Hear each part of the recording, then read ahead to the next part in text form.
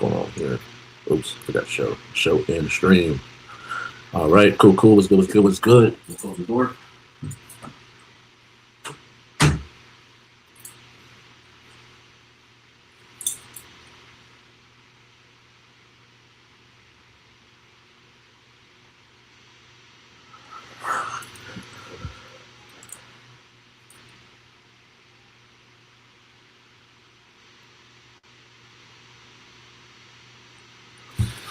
All right. What's good? You are not watching Juke Boys Sports Show. I am your host, Kyng Ralph. Feels a little weird that I'm not in my chair, but hey, we in this thing. But hope everybody's having a good day out there in TV land. Got a lot of good stuff to talk about today. Had to do the show a little earlier than normal. I do have a Christmas or holiday party for my job that I have to do, but we in this thing. Let's get to it like we always do. If you're looking for a clean, no crash, jitterless energy drink, use promo code JUK for 20% off at W.com, DUBBY.com, W.com. Use promo code JUKE for 20% off. We're going to get you right. And wherever you're here from, whether it's Facebook, Instagram, TikTok, Twitch, YouTube, make sure you hit that like, subscribe, follow, comment, share, all that good stuff. Make sure you follow Juke Network on Facebook. I think we're about 15 followers away from being able to go live straight from there. So I'll be able to go live straight from there in a little bit. We're fine-tuning some things, or I am fine-tuning some things when it comes to this. So while wherever you're here from, let me know how the stream looks. If it looks spotty, laggy, or any kind of thing like that, make sure you subscribe at Juke Network as well on YouTube. We are 2 subscribers away from 100. Hitting that goal, and then it's on and up from there. You can follow me at KYNGRALPH on TikTok, Twitch, Instagram, Threads, @ for X or Twitter. And let's jump straight into it, man. We're here at the Wild Card Weekend. Just wrapped that up last week. Cardiac Bears, as the nickname is sticking, they're not beating them allegations. Bears losing 21-6 at half. Make the comeback, end up winning 31-27.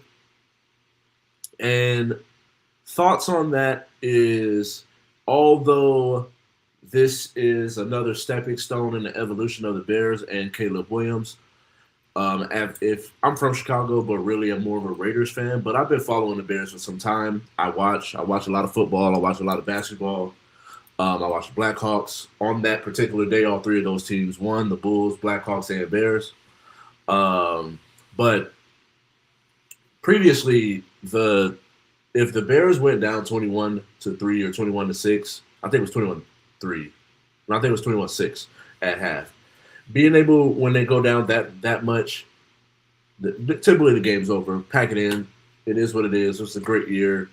Ben Johnson's first season. Offense had their moments. Defense had their moments. And we just weren't good enough. But all year they've been able to make these comebacks and come back from these major deficits. And while this is a great victory, if you do that in the next round, regardless of who it is, now it ends up being the Rams, I just think that margin for error when it comes to playing an offense like that, you're just not gonna you're not gonna be able to get a lot of victories in the end, especially in these moments in the playoffs. Any kind of interceptions, that first interception just looked crazy. That Caleb Williams threw, but in the moments and when they needed it the most, they got stops, they got off the field, and they were able to get touchdowns and not just field goals. And so in these playoffs, that margin of error that you have in the regular season, it closes up a little bit because now you're playing with the best of the best. They're able to take fumbles, interceptions, any kind of mishaps, overthrows. You don't hit the open man like you normally would, and the other team's going to be able to capitalize on that. So although this is a great victory, bear down, all that good stuff. In the end, you can't. You got to be able to clean up those issues to where you're not trying to come back from such a major deficit week by week. Like I mentioned with the Rams, it ended up being the Rams. Rams come up clutch. Matt Stafford has a drive, 34-31. Rams beat the Panthers. And I think that when it comes to the Rams, anybody that's going to go up against them that I think would end up any kind of way that you would try to give them issues, you got to be able to put people either be able to create pressure or have the corners that can run with. I think that the Panthers have a good enough pass rush and a really good DB core or DB group that they're able to stay with Vontae, Puka, and then be able to make it where it's a tough night for the run game for Kyren Williams. So I think in the end,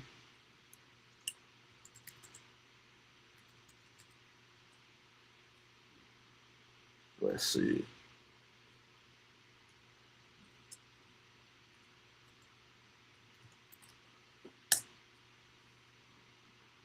All right, so final box score. Well, so Kyren Williams, 13 carries. So between 29 carries for about 116, 4 yards a carry. They end up getting a rushing touchdown for Puka Nacua. But through the air is where it really mattered most. Like I mentioned before, Stafford, you're going to have to clean up some of those interceptions. Now he ended up having one fumble. No, he had no fumbles and he had one interception. Now, which is a major difference between that two interception, one fumble game that he had earlier in the season against the Panthers. One interception, put yourself in a position to win the game, and he did it. 24-42, 304 yards, 3 touchdowns, had a sack for 9 yards that they lost. So the passing ends up looking like it's only 295, but really he threw for 304 yards. Eagles fold when it matters the most, but in the end, 49ers, big ups to them. 49ers get a victory 23-18, and now it's going to be a fun offseason when it comes to the Eagles and where do they go from here. Nick Sirianni, does he keep his job? Kevin, I think it's Paletta, does he keep his job as the OC? A.J. Brown and Sirianni get into a major screaming match on the sideline. Where do they go from here? Does A.J. stay? Is he traded? I think that there's no way that you can keep him. I think at this point, this thing has run its course. He's got to go.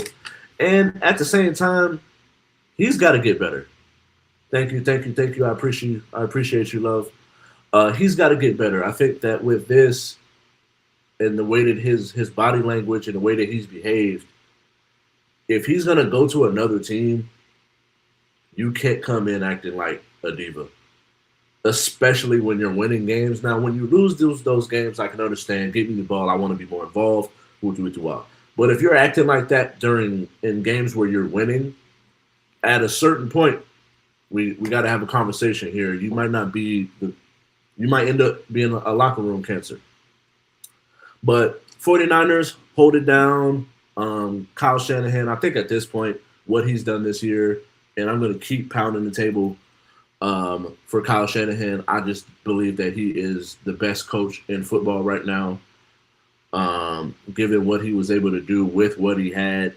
No Fred Warner, no Nick Bosa, Trent Williams out for part of the season, Brock Purdy out for part of the season, no Ayuk all year, Parasol. You had Matt Jones come in, and I think they went 4-5, or if not 4-2, with Matt Jones at the helm. So I think that the team here has showed you at the end of the day, they're going to do and put their best effort on the field no matter who is out there. So it's going to be a long night. And they coached them boys up to where 49ers got that victory. Eagles folded when they needed it the most. Going over to the AFC, Bills outlast the Jags in a wild final drive. The offensive line for the Buffalo Bills literally picked up Josh Allen off his feet, lifted him off his feet, carried him multiple yards in order to get a first down, and they eventually get a touchdown. Josh Allen scores. Bills go up 27-24, and they outlast the Jags. I think the Jags have some things to build on. Couple of pieces here and there, and they're away from it. They have a decision to be made when it comes to Travis Hunter. Do they continue to keep letting him play both sides? I think when you have a Brian Thomas Jr., a Jacoby Myers, I think you got to have a conversation here. Is Travis a slot corner, a gadget guy, or are you just going to let him play DB? I think at this point, it's good, and it's a great story to see if he can play both. I know we drafted him, gave up picks for him, so you will probably need him in the short term to be able to pick up two different spots. But I think being able to play a slot or at least a fourth wide receiver while being a DB1 or a DB2, I think is what his long-term future is. But we'll see what happens with the Jags and what they go from here. Patriots control the Chargers. Chargers fired Greg Roman. Never quite understood it with Greg Roman's history with Colin Kaepernick, Tyrod Taylor, Lamar Jackson. Why would you then go in that direction with him, with Justin Herbert? I know Justin Herbert is like sneaky athletic when it comes to his mobility, but getting a running offense when you have such a threat with his arm, I don't quite understand. Quentin Johnston showed some flashes of being that pick that we thought that he could be. Lad McConkey kind of fell off, but I don't think he's a 1 or a X or a Y. He's a legit slot guy. I just don't see him being in those outside positions. But we'll see what happens with them. I think they got a lot of things to build with, but what direction do they go here when it comes to some of these coaching decisions? Their defensive coordinator is starting to get some buzz as far as from a head coaching opportunities.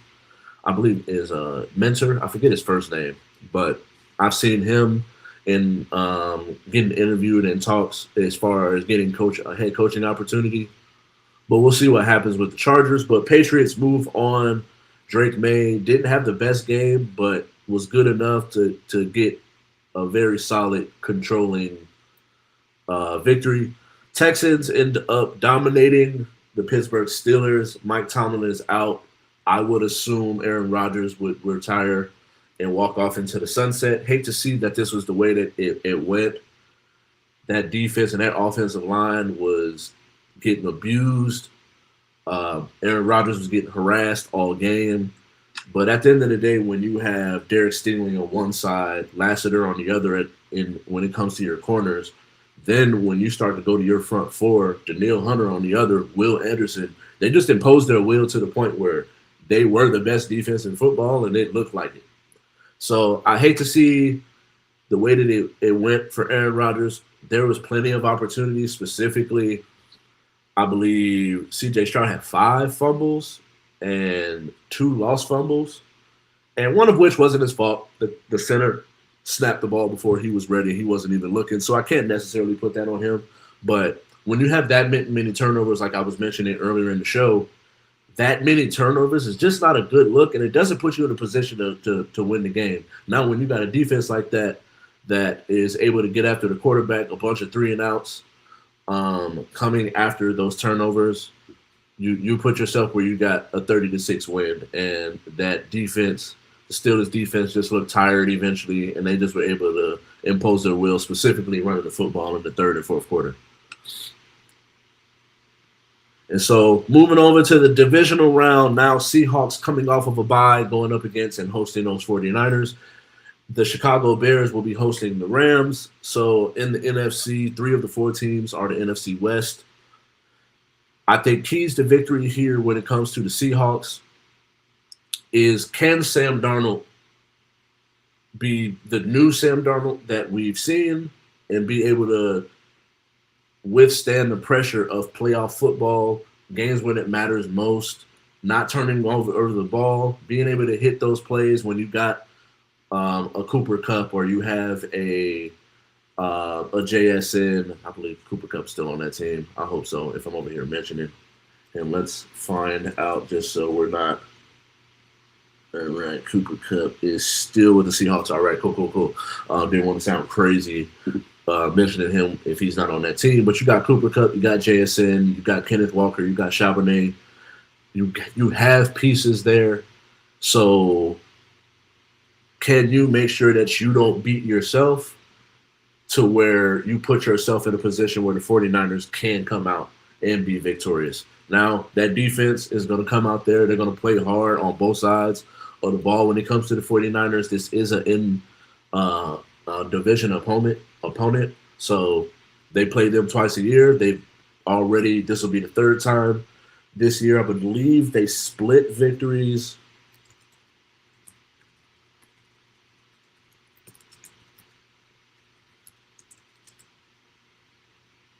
This year.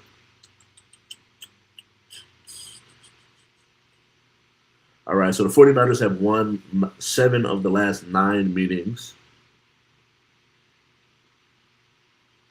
And I believe they split the season record. Seahawks winning the last of the 2. And I just think that these keys to victory here is, can Brock Purdy keep doing what he's doing? That offense, you got CMC. George Kittle will be out, so that's going to be a major loss. But can they withhold these injuries and withstand these injuries to be able to play the best football that they can in a moment where they need it the most? Bears and Rams, like I mentioned before, the Bears got to get out to a good start early. I don't think that you can keep trying to come back in the second half. Now, I think if you put yourself in a position to where you're close within a striking distance going into the second half. Now they're a third and fourth quarter team. They make those adjustments. Now, what do we do here? And at the same time, Matt Stafford, can he continue to protect the football? You keep protecting the football. You don't give them extra possessions. You make the most of yours. That Bears defense can be had. Now, they do get some turnovers and things of that such, but when it comes to being able to stop on offense, they're not really stopping anybody. Now, in the second half versus the Packers, they did amp it up and started getting after the quarterback. Which one is it for them? Or can they get after the quarterback, or are they going to be – is Matt Stafford going to have a lot of time left? He's not as mobile given the age that he is, but with that type of arm, Puka Nacua, Devontae, yeah, you're going to put yourself in. It's going to be a tough night for that Bears defense, but I think they're up for the challenge. And I think anything can happen any given Sunday. You know what I mean? It's a reason why there's a phrase for that. Bills travel to Denver and play the Broncos. Patriots will host Texans in Foxborough. Can Josh Allen continue to be Superman? And he's going to be up against a Denver defense that is in the talks with the Patriots and the Texans as far as the best 3 defenses in football, along with the Seahawks. I probably would say those are the best 4 defenses available in these playoffs. And so, can he do it? Is going to be the thing. Now, when it comes to the Denver, can they get after the quarterback? Can those DBs hold when Josh Allen scrambles and creates time for those receivers downfield? Who's going to step up with Josh Allen and James Cook? Because I hate the fact that they try to act like James Cook is not on that team. He is a top 3 running back currently and has showed it over the last couple of years, if not top 5. And so can that Denver stop the run to make Josh Allen have to beat you with his arm? And they don't have really the best receivers over there. So can that defense impose his will? And can Bo Nix prove me wrong in a way? At the end of the day, I've been very much vocal about I'm not a huge Bo Nix fan. I think Sean Payton is the quarterback whisperer and is getting the most out of here, squeezing the most out of that, the most juice out of that orange that he can. I just don't believe in Bo Nix, but we'll see here. I haven't really made my picks yet, so we'll see, but those are the keys to it. I think the Patriots and the Texans, can the Texans do what they just got done doing to the Steelers? Now, that Patriots, they're going to run the ball. Drake May is an MVP candidate for a reason. You got Stephon Diggs, you got Boutte, Hunter Henry. Drake May has weapons at his disposal. McDaniels is calling that offense and has them rolling on all cylinders. So can CJ clean up the turnovers, and can Drake May build on how he played last week? I just don't see him playing that bad in back-to-back games, but this is his first playoff, his first go-round, so we'll see what happens. And then so in the national championship game, I don't know why they put it on there, but Indiana versus Miami, I think the keys here are going to be,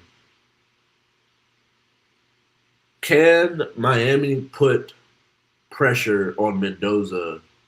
Because all year, if you really look at it, as much as we're sitting here talking about Mendoza being the number one pick and he's this top quarterback in this class, they run the ball first and then have talented receivers. So if you can put them in a position to where on first and second down, now they're running the ball less, and can you dominate that line of scrimmage and be able to put pressure? Because one of the things about Mendoza is that first read, once he gets to that second and third read, what is he doing? And can you put him in a compromising position to where now he got to make it up on the fly? And that defense, Miami's defense, is the strength of the team. So I think that it's like strength on strength. But Indiana's defense is legit. So can Miami match the offensive output that Indiana has been putting up over this playoff run and all season long? I think it's going to be a tough task. I do envision Indiana winning, but I would love to see Miami win it all in the end. And yeah, it's just going to be a tough one. I just don't see Miami's offense being that great. Now, this is a game where Carson Beck can put himself into that conversation as far as some of the top quarterbacks in the draft with his performance against this defense. And then, so, new segment for me, some hard truths. I just got done talking about it, but Mendoza is not a number one talent. I think when you go back past and you think about, like, even just not even necessarily going back past and looking through history, if I look and watch Mendoza's tape, his build, he reminds me of Sam Bradford and Jared Goff. With the number one pick, if that's what I'm looking at, I don't want that with my number one pick. Now, I'm a Raider fan, and I think that there are holes on our roster that, depending on who our OC is, I don't have a problem with us signing a Malik Willis or seeing what Mac Jones would look like with the Raiders and trading back and trying to see if you could get more pieces and more picks to be able to fill more slots on this team. But given where Mendoza is, I understand why we would go in that direction, but because we need a quarterback. But at the end of the day, I just don't see it, man. Maybe I'm wrong, but if Jared Goff is what I'm looking at and what you would be envisioned to be, yeah, it's great that you have a Ashton GT, Brock Bowers, and then we'll see what happens with the rest of that receiving core. I know Beck was someone that we drafted in the second round, didn't really get a lot of looks with him. I know there's a Thornton on the team, big young receiver with a lot of potential, but I just don't see it. If I'm taking you with the number one pick, then it means you should be able to cover up for a lot of things. And when you go back through, you look at like a Cam Ward. Cam Ward has a rocket arm, mobility to be able to create outside the pocket. That Titans team is just really, really bad. Then you think about someone like a Andrew Luck. Like, these were bona fide Cam Newtons of the world. Like, these are bona fide number one picks. Bryce Young is finally starting to look good. C.J. Stroud, who I thought was the best quarterback from that class, how he came in and was able to do what he needed to do to be able to work. Now the Texans are a team I have getting to the AFC Championship game. So, like, I think in the end, I just don't see Mendoza being that guy. And another harsh truth. I'm gonna hold your hand when I say this, but winning football games is not good enough as a head coach. At the end of the day, these are things that, as a head coach, they're just not going to get the job done. And so, yes, Mike Tomlin stepped down today, and there's been a lot of pressure on him to be able to get through these years. But where we go from here in this direction, Mike Tomlin is just you're winning games, but you're not winning the games. Like the Steelers are a franchise that one of the greatest franchises in football. I know that you went 19 seasons when it comes to never having a losing record. You out of here, baby? You broke your bracelet already? Hey, girl. All right, give me a hug. But it is what it is, but you got to get out. I'm recording. So, love you. I tried to fix it. It is what it is at this point. We just got to throw it away. Probably make you a new one. All right. And so, winning games is not good enough, man. At the end of the day, those are things that when you are a head coach, yes, having a winning record is part of it, but your playoff success with some of the teams that you've had. Now, whether or not, let's see, did Mike.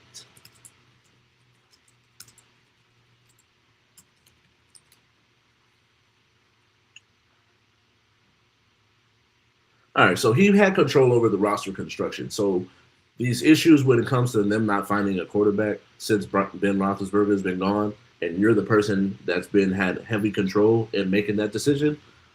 Yeah, we got to put that on you at the end of the day.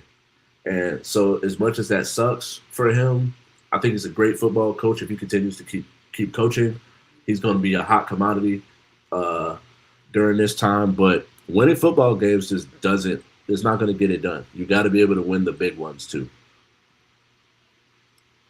So going into the fast break, I've been seeing now that women's sports is becoming, specifically the W, is becoming more and more popular. I'm seeing more women come out and they're giving their takes and chiming in. And the one thing that I'm starting to realize and I'm seeing is there's a softness when it comes to women's sports that I just don't appreciate. And nobody's above criticism. I seen this young lady, and ESPN did a low light reel of Audie Crooks and how she plays defense or lack thereof.